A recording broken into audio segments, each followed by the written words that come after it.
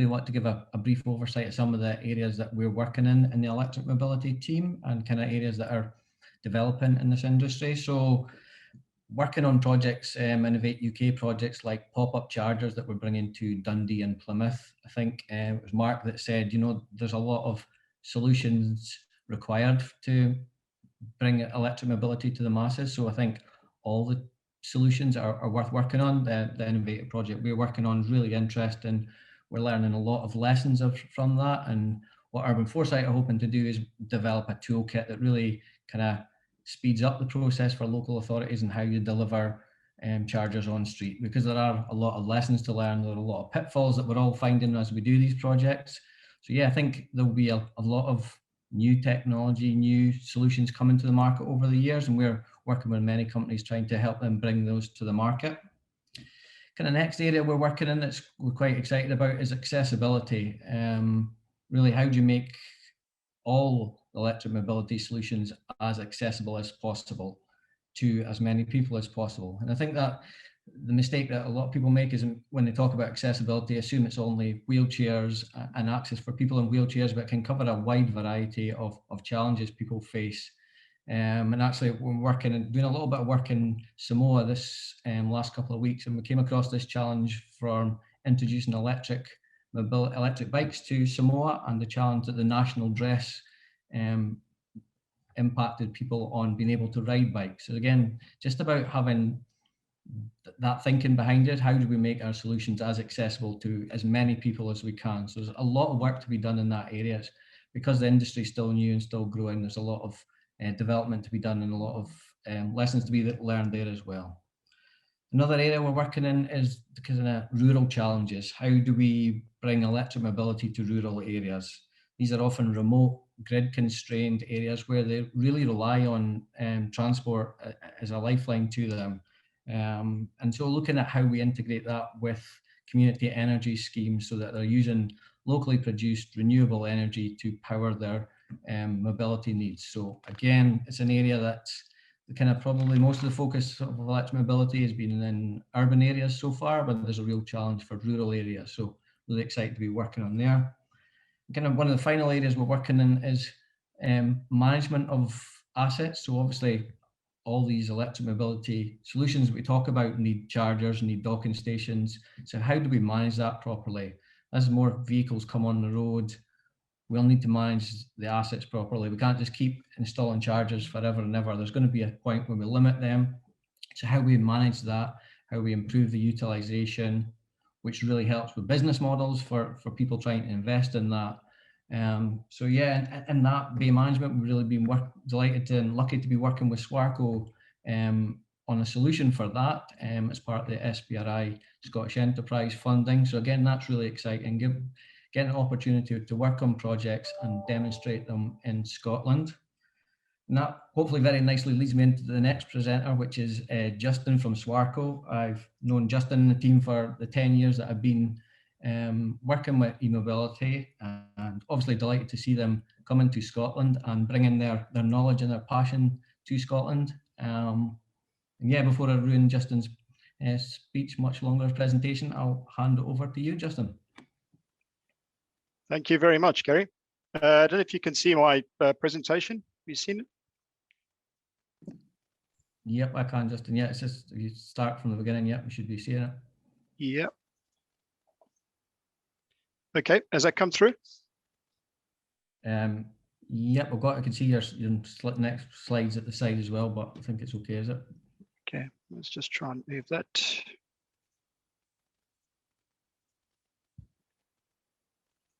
That's it. Okay, is that better? Great, thanks everyone. So my name is Justin Meyer. I'm the Managing Director for SWARCO's electric vehicle charging business. And I'd like to thank Urban Foresight for giving me an opportunity to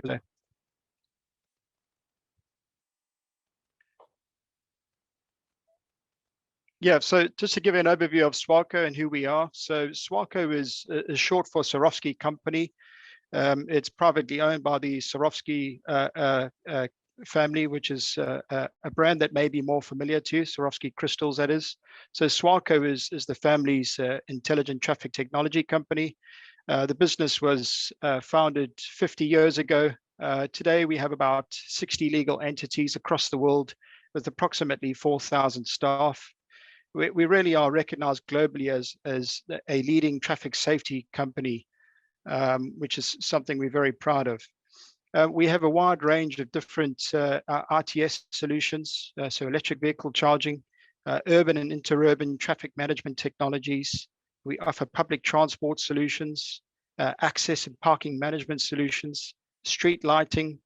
We offer solutions that support with enforcement, signage, signaling, as well as road marking.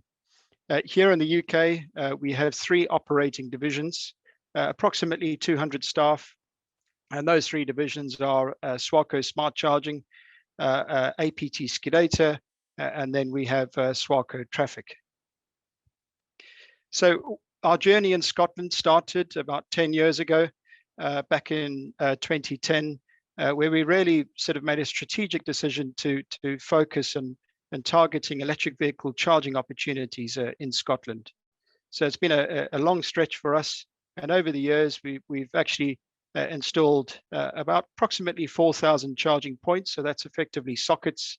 Over 400 of those are rapid charging stations. We have a very credible, strong team in Scotland taking care of business for us, 15 staff in total, and that sort of covers the service engineer base, our project deployment team, as well as our sales team. Scottish Government have invested £45 million into electric vehicle charging infrastructure since 2013, and today SWARCO have supplied 32 of the 32 Scottish-based councils we've supplied infrastructure in. So our overall market share in Scotland is around 70%. Here, this slide here, I thought I'd just show you some of the more sort of prestigious or well-known hub locations or projects that we've been involved in. So on the top left-hand side, we have Project PACE. So the Scottish Power Energy Networks actually contracted SWARCO to supply, install, and maintain the Project PACE charging network. We've got the very well-known Princess Street hub in Dundee, which was one of our first major hubs in Scotland, or actually in the UK. And we're very proud of this site still today. We've got the Falkirk hub, where we supplied and maintained the infrastructure for that site. And then we did the full delivery at the Kilmarnock hub in Ayrshire, which included the solar carport solution there, and then fully deployed Wadleyford Park and Choose in East Lothian. At present today, we're currently deploying another 4 major hubs in Scotland, which you'll see go live over the coming months. So today, now we have a new play. It's an additional role over and above what we have done over the past 10 years, and that is taking over the operation of Scotland's electric vehicle charging network. And when initially putting together our bid, we made a decision internally that we wanted to set up a dedicated business in Scotland, specifically in place, looking after the specific needs of the driver community as well as the hosts. And we looked at a number of locations, and actually the Michelin Scotland Innovation Park for us ticked all the boxes. For those of you who are not aware, the site is based in Dundee, but unfortunately Michelin Dundee decided to close the facility in May 2020, which unfortunately impacted 850 employees. Michelin headquarters, Dundee City Council, and Scottish Enterprise worked together to try and mitigate the economic impact. And between them, a decision was made to transform the facility into an innovation park with a clear focus on sustainable mobility and low carbon industries. £60 million of funding was announced and is in place to support with this, 30 million of that coming through from Michelin, with a further 30 million coming through from Team Scotland, which is effectively Scottish Enterprise and Dundee City Council.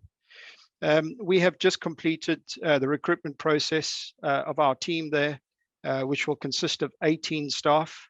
That team actually come on board on the 1st of June, and they were into a full month's training and effectively going live on the 1st of July. So from a resource perspective and employment opportunities, we have a 2-year contract. Within that 2-year period, we envisage or plan on employing around 30 staff on the facility itself. And that's really to support with the growth and expansion of the electric vehicle charging network in Scotland. There is an option potential based on good performance for a further 1 year plus 1 year. And we think that we'll be employing approximately 50 to 60 staff over that full period. So some really good employment opportunities there within Dundee. Just in terms of where we are today, okay, so we were awarded the contract in March. We're in the mobilization phase now. It's a critical part of our deployment plan. So planning is completed. So that's really putting together a robust action plan for mobilizing the network, setting up the business, so it's agreeing the lease and the terms with the MSRP itself, building the team, so following through with that full recruitment, which we've now completed, and establishing the very important communication plan. We're in the system development process now, where we're setting up individual accounts for all our hosts, and we're finalizing the app.